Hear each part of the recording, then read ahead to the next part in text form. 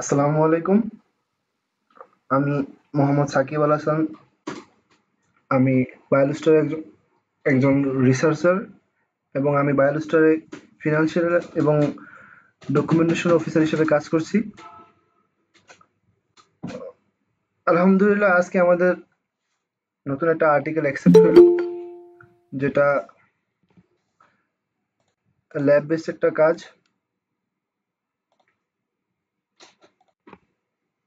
তো এটা প্রায় 1 বছর আগে থেকে আমরা কাজটা করেছিলাম। প্রথমে ল্যাবের টেস্ট করেছিলাম প্রায় 2 মাস ধরে। তার পরবর্তী সময় হচ্ছে এটা আর্টিকেলটা রাইটিং, ড্রাফটিং এবং তারপরে এটা পাবলিকেশনে যায়। তো আলহামদুলিল্লাহ, আমাদের দীর্ঘ এই ধৈর্য ধরে এত কাজগুলো করা এবং সেগুলা আস্তে আস্তে পাবলিশ হওয়া, এটা অনেক বড় একটা ব্যাপার এবং বড় একটা অ্যাচিভমেন্ট আমাদের জন্য এবং একটা ইন্সপিরেশন পরবর্তী কাজগুলো করার জন্য। তো আজকের ক্লাসটা মূলত হচ্ছে extracting bioactive phytochemicals from plants or plant materials from literature, এর উপরে। প্রথমেই প্র্যাকটিক্যাল সেশনে যাওয়ার আগে আমি কিছু থিওরিটিক্যাল আলোচনা করতে চাই। তো আজকে আমার ৩য় ক্লাস। তো প্রথম ক্লাসটা ছিল যেখানে আমি আলোচনা করেছিলাম ন্যাচারাল প্রোডাক্ট এবং ড্রাগ ডিসকভারি নিয়ে, যে ন্যাচারাল প্রোডাক্ট থেকে আমরা কিভাবে নতুন নতুন কাজ করি এবং ড্রাগ ডেভেলপমেন্ট এবং ডিসকভারিতে আমরা কাজ করে থাকি। তো আমি আমার মতো করে সিম্পলি বিষয়গুলো বোঝানোর জন্য কিছু এক্সাম্পল আমি এখানে এনেছি। বলা চলে যে এখন আমাদের যে গ্রীষ্মের সময় আছে, তো এই সময়গুলোতে দেখা যাচ্ছে আমরা বিভিন্ন ফল খাই। তার মধ্যে একটা ফল হচ্ছে আম, যেটা আমরা এখন সবাই সবাই খাচ্ছি এই গ্রীষ্মের সময়তে। তো আর এখানে একটা হচ্ছে গাজর। গাজরটা আসলে এখনকার ফল বা সবজি নয়, তো আমি তাও এখানে উল্লেখ করলাম। আর এটা হচ্ছে চা বা কফি। চা, এগুলোর বৈজ্ঞানিক নামগুলো বা সায়েন্টিফিক নাম আমি এখানে উল্লেখ করেছি এবং পাশাপাশি এখানে উল্লেখ করেছি যে আসলে এই ফল বা এই চা বা কফির মধ্যে বা এই সবজির মধ্যে কি ধরনের ফাইটোকেমিক্যালস বা বায়োঅ্যাক্টিভ কম্পাউন্ড গুলো পাওয়া যায়। তো আমের মধ্যে দেখা যাচ্ছে যে ম্যাগনিফিডিন, গ্যারিক অ্যাসিড, কোয়ারসিটিন, ক্যাটেচিন এই ধরনের বায়োঅ্যাক্টিভ কম্পাউন্ড গুলো পাওয়া যায়। আমাদের দৈনন্দিন জীবনে আমরা যে ধরনের ফল হোক, সেটা সবজি হোক, সেটা কি মাছ হোক বা মাংস হোক, প্রত্যেকটা উপাদান, প্রতিটি উপাদানের মধ্যেই কোনো না কোনো ফাইটোকেমিক্যালস বা বায়োঅ্যাক্টিভ কম্পাউন্ড রয়েছে। তো বিষয়গুলো হচ্ছে যে আমরা যে খাবারগুলো সবসময় রেগুলার বেসিসে খাচ্ছি। তো এই যে খাবারগুলো খাচ্ছি, এর মধ্যে অবশ্যই অনেক ফাইটোকেমিক্যালস বা অনেক বায়োঅ্যাক্টিভ মলিকুলস আছে। আমি সেই বিষয়গুলো বোঝানোর জন্য এখানে কিছু উদাহরণ এনেছি, যে এখানে আমের মধ্যে এই ধরনের ফাইটোকেমিক্যালস আছে, বা গাজরের মধ্যে এই ফাইটোকেমিক্যালস আছে, কফি বা টির জন্য এই ফাইটোকেমিক্যালস আছে। আমরা জানি সচরাচর আমরা কি করি, যে আহ, ঘুম ঘুম আসতেছে আমার, চা খাও। ঘুম আসতেছে, কফি খাও। তো মেইনলি এই যে ঘুম তাড়ানোর জন্য যে আমরা কফি বা চা খাই, তো এই ঘুমটা তারাই আসলে কে? চা বা কফির মধ্যে অবশ্যই এমন কোনো কম্পাউন্ড বা এমন কোনো ফাইটোকেমিক্যালস আছে যেটা আমার ঘুমকে দূর করে। যেমন সেটা যদি আমি বলি ক্যাফেইন। তো চা বা কফির মধ্যে যে মূল উপাদান বা মেজর যে কম্পাউন্ডটা, সেটা হচ্ছে ক্যাফেইন। কিন্তু এর পাশাপাশি কিন্তু আরো কিছু কম্পাউন্ড সেখানে পাওয়া যায়। তার মধ্যে কোলার্জেনিক অ্যাসিড আছে, ফেরুলিক অ্যাসিড আছে, পিকুমেরিক অ্যাসিড আছে, অনেক কিছু থাকতে পারে।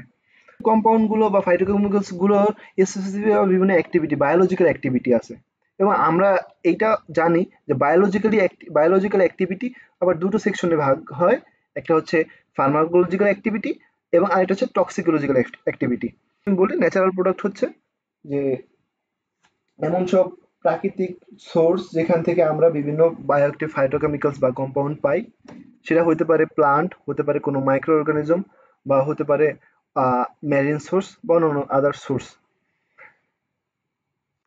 আজকে আমি এটাই দেখাবো যে আমি যে প্লান্ট বা হচ্ছে প্লান্ট ম্যাটেরিয়ালস যেগুলো আছে ন্যাচারাল প্রোডাক্ট, সেগুলো থেকে এক্সট্রাকশন করে কিভাবে হচ্ছে আমি বায়োঅ্যাক্টিভ ফাইটোকেমিক্যালস গুলো বের করতে পারি। তো এটা দুইটা সেকশন আছে। একটা হচ্ছে কি আমি যদি লিটারেচার থেকে বের করতে চাই, সেটা একটা প্রসেস। আর একটা প্রসেস হচ্ছে কি আমি রিয়েল বা হচ্ছে আমি ল্যাবে এটা করলাম। ল্যাবে এটা করার একটা প্রসেস আছে, সেই থিওরিটা আমি এখনই দেখাবো, এবং তার পরবর্তী সময় দেখাবো যে আমি যে ল্যাবে কাজ হয়ে যাওয়ার পরে যখন সেটা পাবলিশ হবে, এবং সেখান থেকে আমি যদি পরবর্তীতে কোনো ইনসিলিকো বা বায়োইনফরমেটিক্স বেসড বা রিভিউ বেসড কাজ করতে যাই, তখন আমি কিভাবে হচ্ছে লিটারেচার থেকে এই ডাটাগুলো বা হচ্ছে কি এই এই মলিকুল, এই প্লান্ট বা হচ্ছে এই ফ্রুটস বা এই এটার কোনো পিল অর্থাৎ হচ্ছে বাকল বা হচ্ছে খোসা, এগুলো থেকে কিভাবে হচ্ছে বায়োঅ্যাক্টিভ হাইড্রোকার্বন গুলো বের করে আনতে পারি। এখানে আমি একটা জেনারেল প্রসেস অফ এক্সট্রাকশন দিলাম। এক্সট্রাকশন অনেকগুলো প্রসেস হইতে পারে। আমি যদি বলি এক্সট্রাকশন কয়েক প্রকারের হইতে পারে। সলভেন্ট এক্সট্রাকশন হইতে পারে, বা হচ্ছে আমার সরাসরি ওয়াটার এক্সট্রা বা অ্যাকোয়াস এক্সট্রাক্টও হইতে পারে।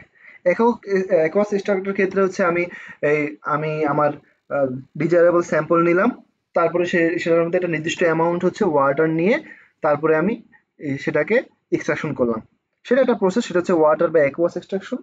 আর মেইনলি আমরা যে ল্যাবে কাজগুলো করি তার জন্য একটা জেনারেল একটা প্রসেস অফ এক্সট্রাকশন আছে।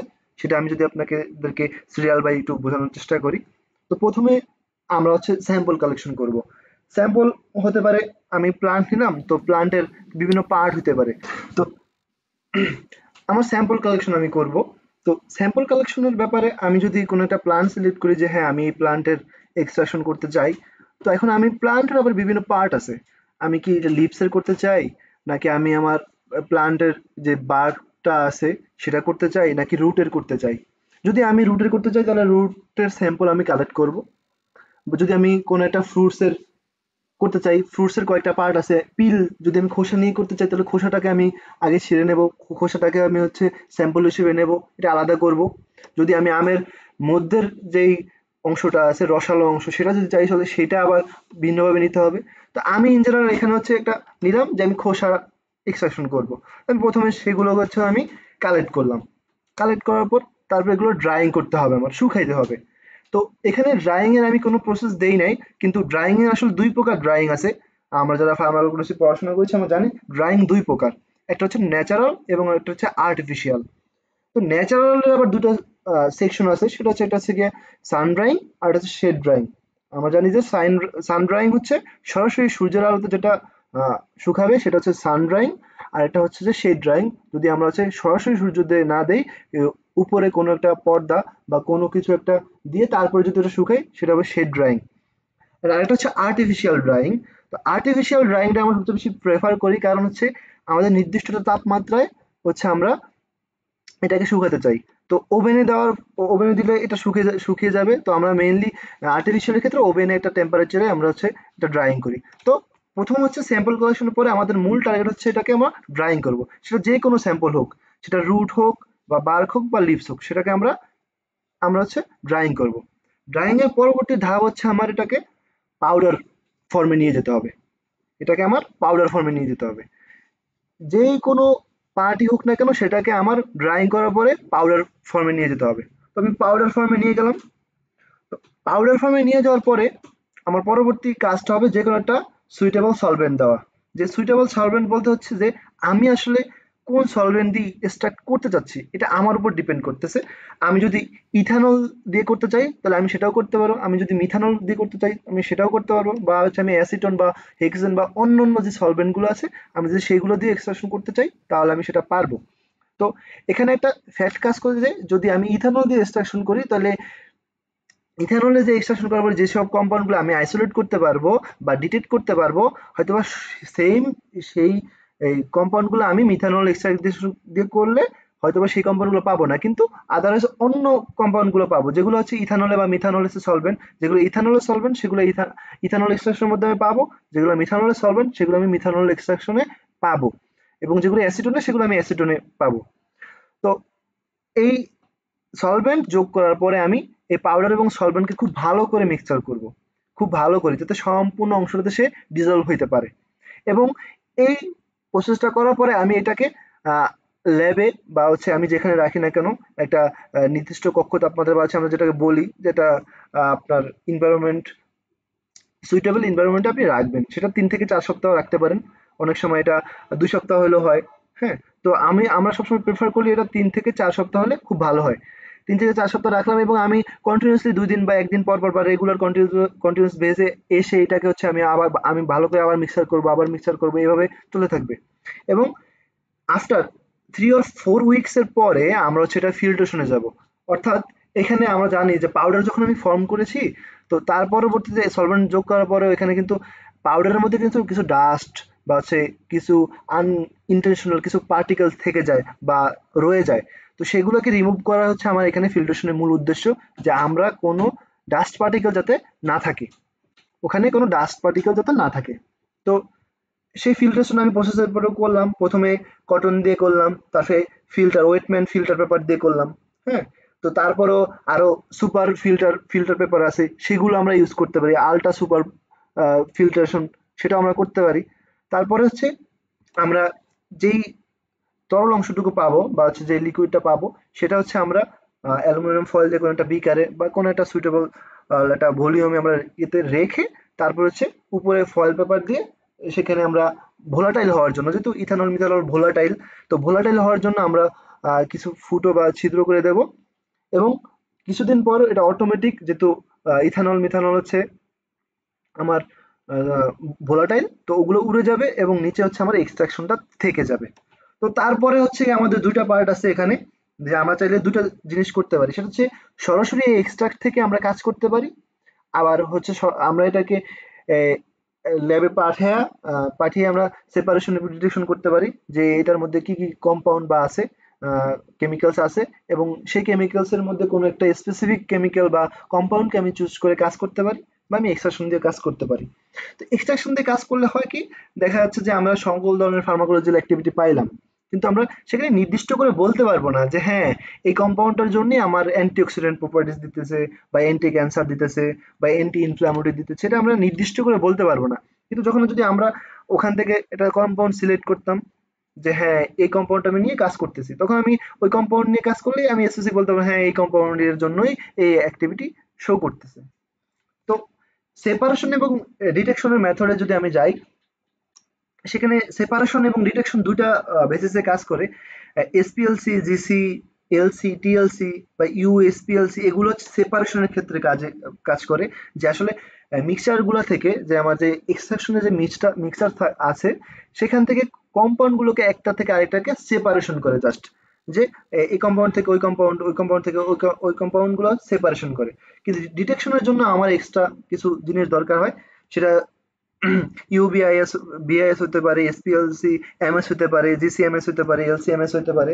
তো এমএসটা আছে ম্যাস স্পেক্ট্রোগ্রাফি, এটা হচ্ছে গিয়ে আমরা ডিটেকশন করি যে হ্যাঁ, এটা কোন কম্পাউন্ড, এটা কোন কোন কম্পাউন্ড হতে পারে, বা অন্যান্য ফাংশনাল গ্রুপটা কোন ফাংশনাল গ্রুপ এটা থাকতে পারে, এই ধরনের বিষয়গুলো সেখানে ডিটেকশন করে।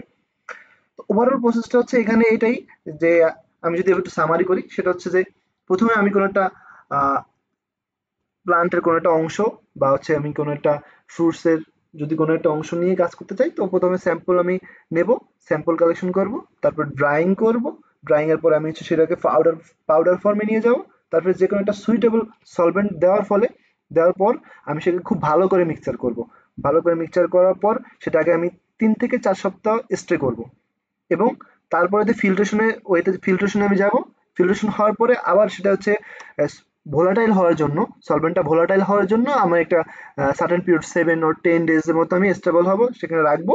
তার পরবর্তী সময়ে আমি চাইলে সেখান থেকে সরাসরি এক্সট্রাকশন দিয়ে কাজ করতে পারি, ল্যাবে ফার্মাকোলজিক্যাল অ্যাক্টিভিটি চেক করতে পারি, অথবা আমি সেখান থেকে একটা সার্টেন স্যাম্পল 1 মিলিগ্রাম বা 2 মিলিগ্রাম বা 3 মিলিগ্রাম আমি কোনো একটা সফিস্টিকেটেড ইনস্ট্রুমেন্টাল রিসার্চ সেন্টার বা হচ্ছে গিয়া যে সফিস্টিকেটেড যে মেশিনগুলো যেখানে থাকে, যে বিশ্ববিদ্যালয় বা হোক কোনো একটা অর্গানাইজেশন, সেখানে আমি স্যাম্পলটা পাঠালাম এবং সেখানে আমি এসপিএলসি বা জিসিএমএস এর মাধ্যমে আমার কম্পাউন্ডগুলো আমি সেখানে ডিটেক্ট করে আনলাম। আমরা সবাই এটা জানি যে জিসিএমএস এর মূল কাজটা হচ্ছে যে এটাগুলো ভোলাটাইল কম্পাউন্ডগুলোকে হচ্ছে আমার ডিটেক্ট করে, অর্থাৎ সেপারেশন এবং ডিটেক্ট করে। মানে এই জিসিএমএসটা শুধুমাত্র ভোলাটাইল কম্পাউন্ডগুলো হচ্ছে আমার ডিটেক্ট করতে পারবে। তো সেরকম এসপিএলসি হচ্ছে লিকুইড যেগুলো, সেগুলো করতে পারবে। হ্যাঁ, টিএলসি যেগুলো, সেগুলো প্রাইমারি সিলেকশন করবে। এই পর্যায়গুলো বা ইউএসপিএলসি, এই ধরনের এই ধরনের সফিস্টিকেটেড মেশিনের মাধ্যমে হচ্ছে আমরা কম্পাউন্ড সেপারেশন এবং ডিটেকশন করতে পারি। তো এইটা ছিল ওভারঅল আমার general process of extraction.